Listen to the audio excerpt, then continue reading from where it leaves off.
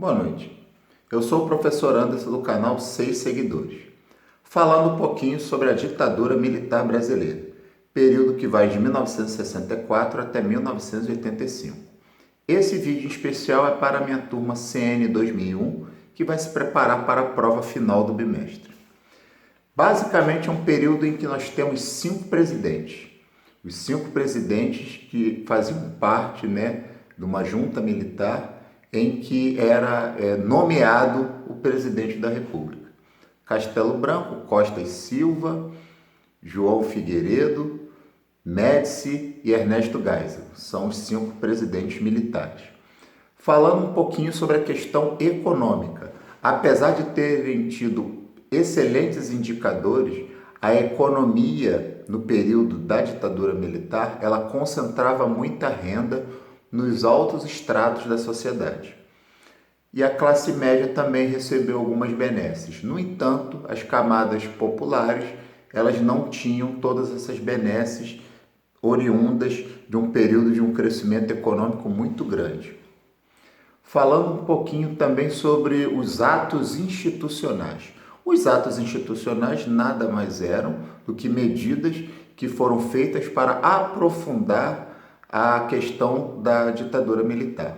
Então, temos que pensar que o ato institucional é uma forma de você driblar a própria Constituição, retirando algumas garantias e liberdades individuais do cidadão. Temos 5 atos institucionais, o AI 1, 2, 3, 4 e 5.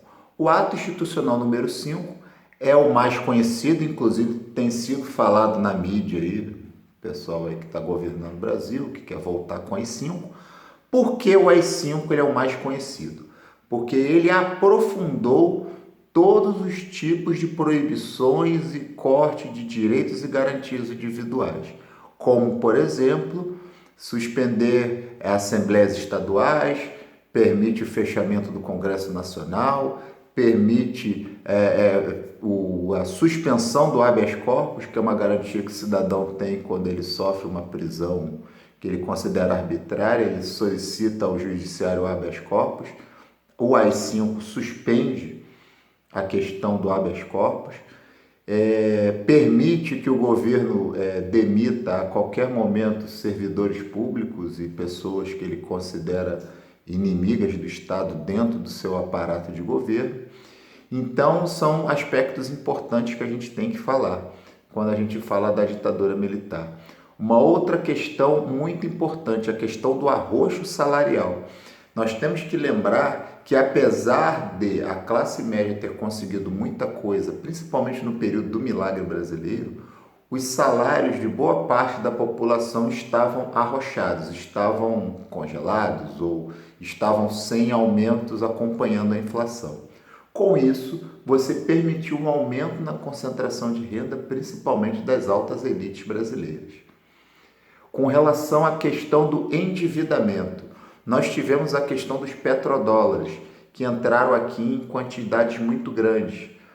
Tivemos uma alta na questão do preço do petróleo, o mercado internacional ele estava com juros muito baixos e esses juros muito baixos foram oferecidos para vários países em desenvolvimento, entre eles o Brasil. E com a entrada desse dinheiro, automaticamente esses países em desenvolvimento, principalmente da América Latina, eles conseguiram com esses recursos realizar grandes obras de infraestrutura. No entanto, o seu endividamento externo aumentou e muito.